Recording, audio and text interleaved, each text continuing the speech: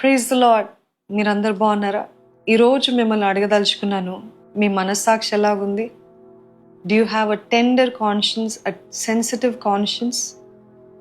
బైబిల్లో చూసినట్లయితే దావీదు మహారాజు సౌలు ఒకరోజు గుహలోకి వచ్చినప్పుడు దావీదుతో ఉన్న జనులందరూ చెప్పారంట, ఇదిగో నీ శత్రుని దేవుడు నీకే చేతిలోకి అప్పజెప్పడానికి పంపించాడు సౌల్ని, ఇదే మంచి అవకాశం, చంపే అన్నాడంట. కానీ దావీదు తన మనసు ఒప్పక సౌలు రాజు ఒక చెంగుని మాత్రమే కత్తిరించాడంట.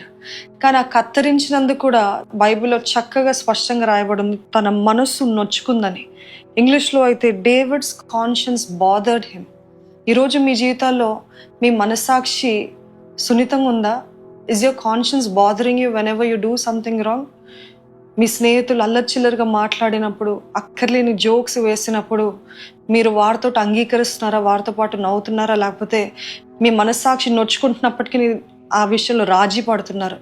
లేకపోతే మీరు చూసే విధానంలో, ప్రవర్తించే విధానంలో, మాట్లాడే విధానంలో ఎన్నో రీతుల్లో మనస్సాక్షి మిమ్మల్ని మీలో కలవరపడుతున్నప్పుడు దాన్ని లెక్క చేయకుండా ఉన్నారా?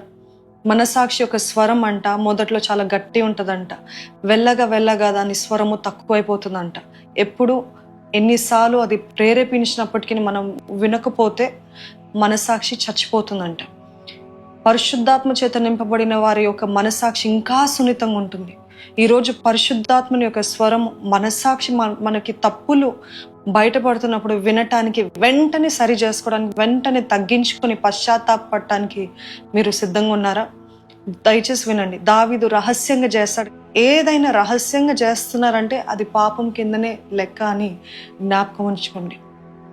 ఈరోజు ఈ మాటలు వింటున్న మీరందరూ కూడా స్పష్టమైన మనసాక్షి కలిగి ఉండాలని, నిష్కలంకమైన మనసాక్షి ఉండాలని, క్రిస్టల్ క్లియర్ కాన్షియన్స్ దేవుని ఎదుట మనుషుల ఎదుట ఉండాలని సాయశక్తుల ప్రయత్నించండి. పరిశుద్ధాత్మని యొక్క సహాయాన్ని మీ జీవితాల్లో కోరండి.